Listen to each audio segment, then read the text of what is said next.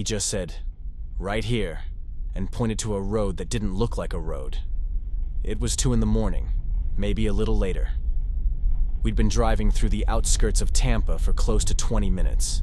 My app had lost signal 3 turns ago, but I pretended it hadn't. I didn't want him to notice I was relying on dead GPS. I glanced at where he was pointing, a narrow dirt trail branching off from the main road, swallowed by tall grass and leaning pine trees. No signs, no lights, just the night swallowing the path whole. My hand hovered over the gear shift. My other hand, clutching my old thermos, the one with the cracked lid that always leaks if I'm not careful. I drive Uber at night. Always have. Less traffic, fewer drunks than you'd expect, and honestly, I like the quiet. My name's Mike. I'm 31, married. Just trying to keep up with bills after retail downsized me. Most rides are forgettable. Airports, bars, apartment complexes. You learn patterns, read faces, spot trouble early. But this guy was blank. He got in at a strip mall. All the stores were closed, even the bowling alley. He stood alone under a broken parking lot light, hoodie on, jeans, just staring down at his shoes. No bag, no phone in sight. I pulled up slow, rolled the window down. "You Derek?" He didn't answer right away. Then, one slow nod. Got in the back seat, directly behind me. The app said his destination was someplace near mile marker 17. Sounded like a rural drop-off. I asked him if that was right. He said yeah. Voice calm, quiet, no inflection at all. He didn't talk after that. For 6 full minutes, I drove in silence. Every so often, I'd glance in the rear view, hoping he was dozing off. But no. Every time, he was sitting straight up, eyes locked forward. Not at the window, not at his phone, just the back of my head. I cleared my throat. Rough night? He blinked slowly. Just needed to get out of there. Out of where? I asked, trying to keep it casual. He looked at the side window and said, "Doesn't matter." Okay then. 15 minutes in, I started to feel that creeping edge. We were deep into the outskirts now. No streetlights, just tall grass and the occasional wooden fence. GPS still dead. That's when he leaned forward, first time he'd moved, and said, "Actually, turn here." That road. I slowed down, looked where he pointed. It wasn't a road. It looked like a trail maintenance crews had forgotten existed. No gravel, just dirt and tire ruts. My headlights barely touched it. "Are you sure this is it?" I asked. He nodded. "It's faster this way." My gut screamed, "Don't!" But I'd taken weird detours before. Rural folks know back roads better than any app. That's what I told myself. I turned. My tires crunched dry dirt. Branches brushed against the side of my car. The air felt thicker here, like even the heat was quieter. That's when my thermos tipped over. It always does on bumpy roads. I reached down to steady it and caught him watching me in the mirror. "You ever brought someone back here before?" he asked. "Sure," I lied. He smiled, barely. Just enough to show me he knew I was lying. The trail split a few minutes later. A fork in the dark. The left path dipped into even darker woods. The right curved toward what looked like the shell of an old house. No lights, no mailbox, just black windows and a porch collapsing on itself. "Right," he said. "Is that where you live?" I asked, immediately regretting the question. He didn't answer. I followed the curve. The car rolled to a stop in front of the house. I kept the engine running. My thermos rolled again, hit the passenger door with a dull thunk. He didn't move, just stared out at the porch. Finally, "Wait here." He got out, walked around the side of the house, didn't go to the front door, didn't knock, just vanished behind the siding like he'd done it before. I waited. 1 minute, 2. I checked my app. Still no signal. Technically, the ride was still active. Every part of me buzzed. I reached for my phone again, tapped through muscle memory. No bars. I manually ended the trip. Hit complete. Put the car in reverse. Before I could move, he came back. Fast. His face looked different. Not angry. Not happy. Just energized. Like someone who's already made up his mind.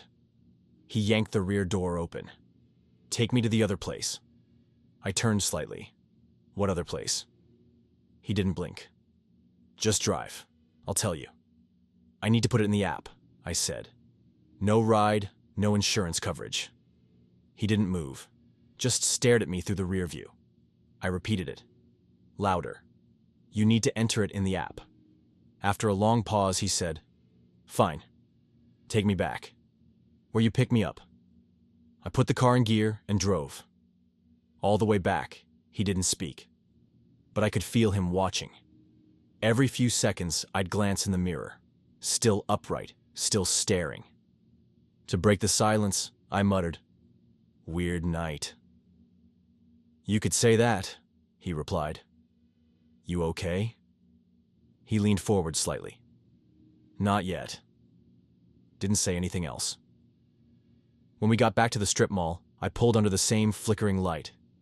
The spot where I'd picked him up felt colder now. Like I'd tracked something back with me. Before I could say anything, he asked, You ever wonder how you're gonna die?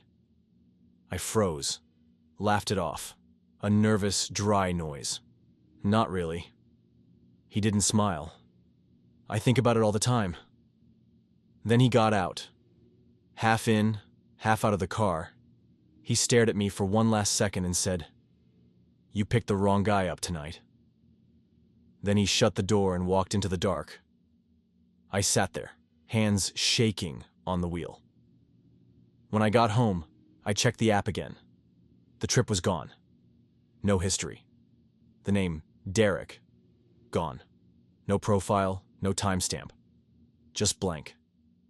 Uber support said sometimes a trip doesn't save if the app crashes or the ride is canceled midway. But I completed it. He got in, got out, said what he said. And now, every time I get a ping at night, every time I see someone standing under a busted light, hands in their pockets, I remember that road.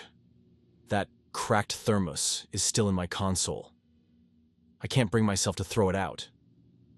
Because part of me still wonders, what if I had kept driving? If you were me, at that moment when he said, just go, would you have followed or turned around?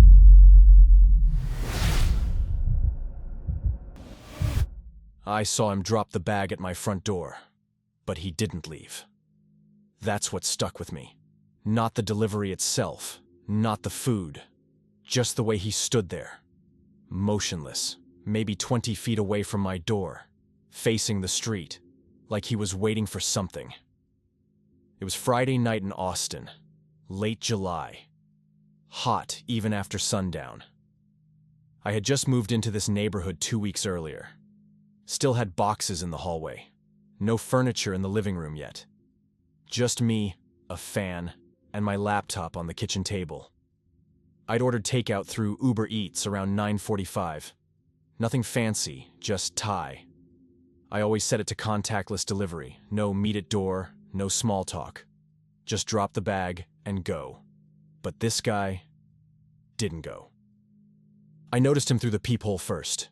He was standing next to a white Nissan hatchback, engine still running, one hand resting on the open driver's side door. The other hand, holding his phone flat like a mirror, flashlight on. Weird, I thought. Maybe he's checking the next delivery. Maybe texting support. Who knows? I waited a minute. Maybe 2. I wanted to open the door, grab my food, and be done with it. But something told me not to yet. Not while he was still there. Eventually, I cracked the door just enough to peek out. The bag was on the welcome mat. The driver was still by his car, same position. I reached out, grabbed the bag, backed inside, and locked up. I told myself I was just being paranoid. New city, new neighborhood, no reason to jump to conclusions. Still, I kept the porch light off, just in case he thought I was watching. I ate standing up at the kitchen counter. Noodles were lukewarm. The sauce was too sweet. But I barely tasted any of it. I kept checking the window. 10 minutes passed. His car was still out there. Now he was sitting inside it. Engine off, cabin dark. But the light from his phone kept flashing like he was turning the screen on and off. I checked the Uber Eats app. The delivery had been marked complete. His profile was still there. Jason T. 5-star rating. No photo. But what caught my eye was the vehicle listed. It wasn't a white Nissan. It was a red Toyota Corolla. My heart started tapping a little faster. I tried to rationalize. Maybe he borrowed someone's car. Maybe Uber hadn't updated the info. Maybe he was just waiting to accept another delivery. But then, why kill the engine? Why turn off the lights? I stood by the window, just out of sight, for at least 5 minutes. Then I saw something that made my stomach turn. He got out, and instead of walking back to the porch or getting something from the trunk, he picked up a black delivery backpack from the grass, one I hadn't seen him carry earlier, and started walking down my driveway again. I stepped back. He didn't knock, didn't say anything. Just walked to the edge of the steps, then turned and walked down the side of the house, toward the backyard. My bedroom window faces that way. I grabbed my phone and opened my texts. My next-door neighbor, Tom, had introduced himself the day I moved in. Told me if I ever needed anything, just text. I never thought I actually would. Hey, weird question. Can you check your door camera? Think my delivery guy is still out here. He responded immediately. Yeah, he's been out there a while. What's he doing now? Walking around the back, I typed. Call the cops? Before he could answer, I heard a knock. Not at the front door, at my bedroom window. I froze. The knock came again. Software, not aggressive, but wrong. I crawled toward the kitchen, grabbed the biggest knife I owned, and ducked behind the counter. Phone to my ear. I whispered my address. Told them someone was outside my house. The dispatcher kept me on the line. Told me to stay where I was. Then I remembered something. That backpack he picked up. The black one. It was sitting outside again, right in front of my door. I hadn't heard him put it down. I waited for the sirens, counted every second, and when I peeked out the window again, I saw something that made no sense. My takeout bag was back inside the backpack. He had put it back in. Police showed up 5 minutes later. I didn't hear him leave. They searched the area. Flashlights sweeping across fences and overgrown bushes. They found the car. Same white Nissan, but no plates. No one inside. The bag was still there. The food untouched. One officer checked the backpack.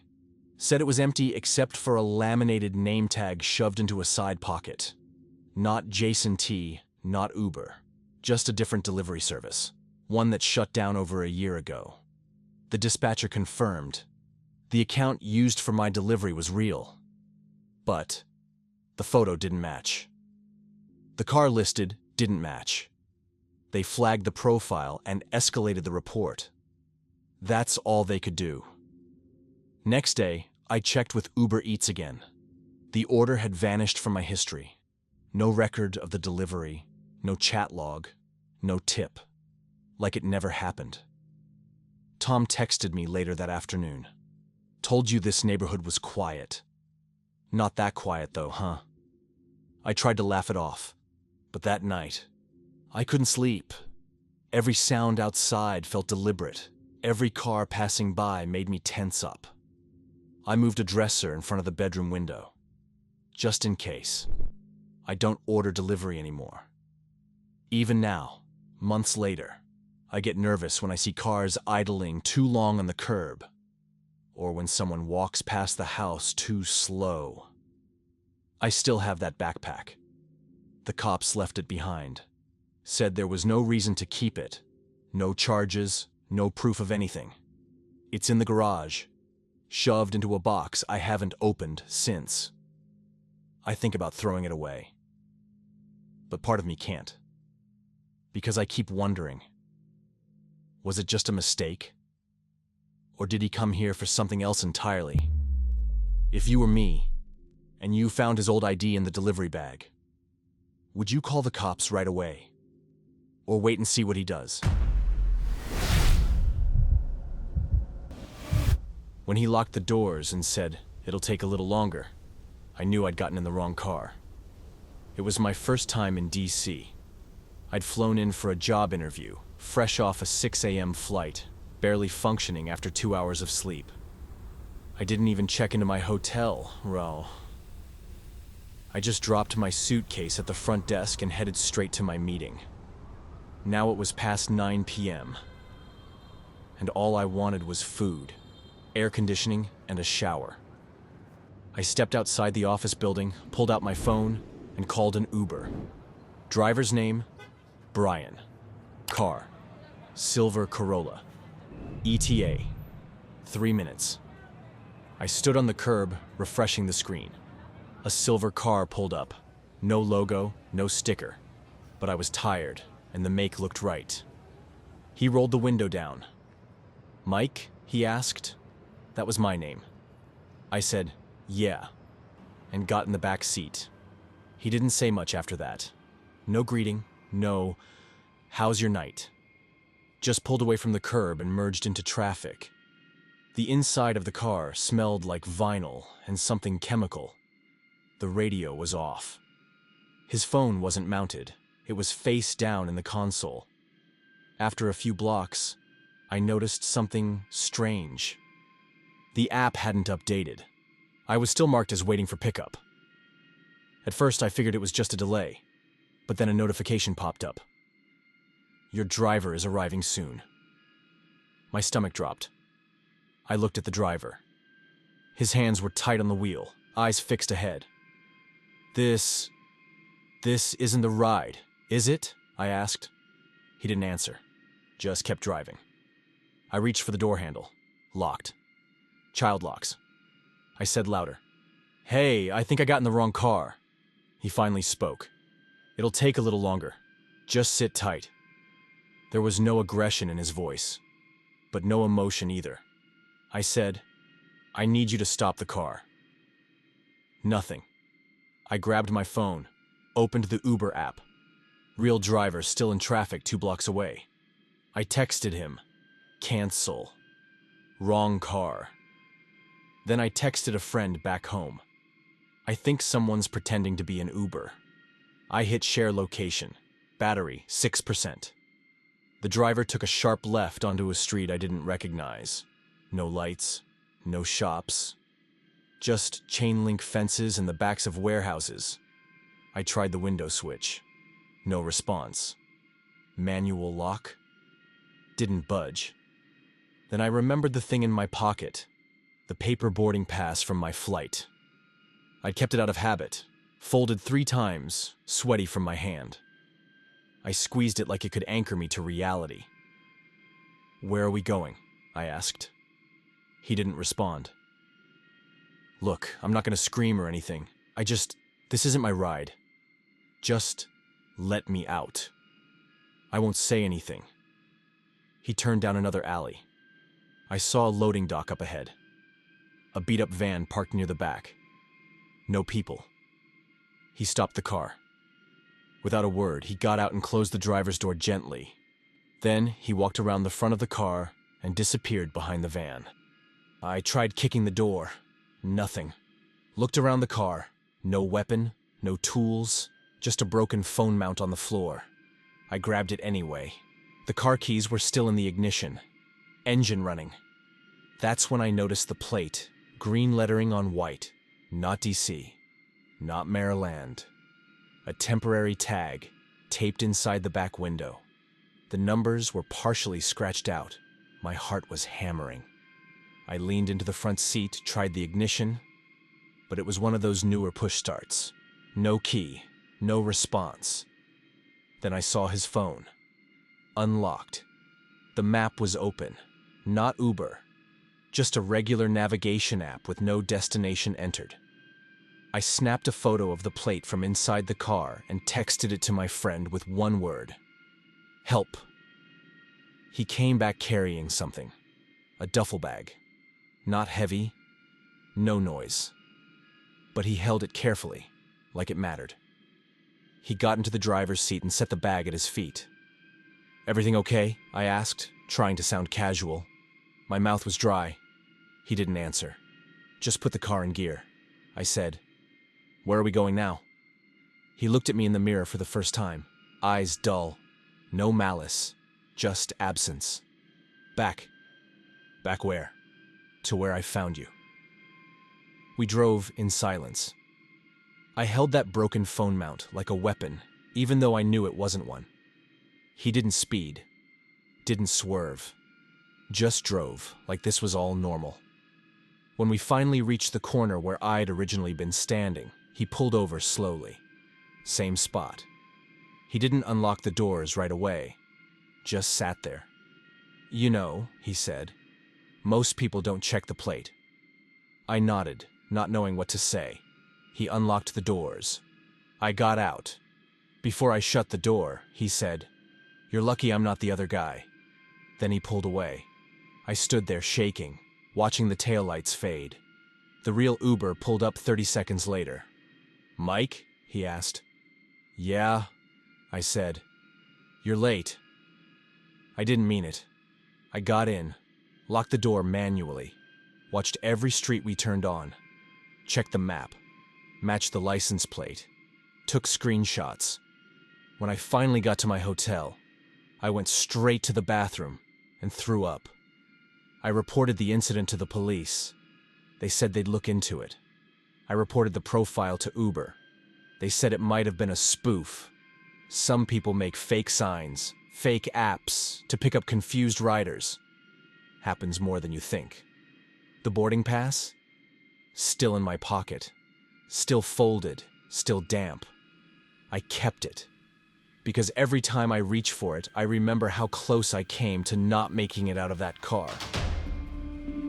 If you were me, and realized too late that the app never matched the driver, would you stay calm and wait, or jump out no matter what?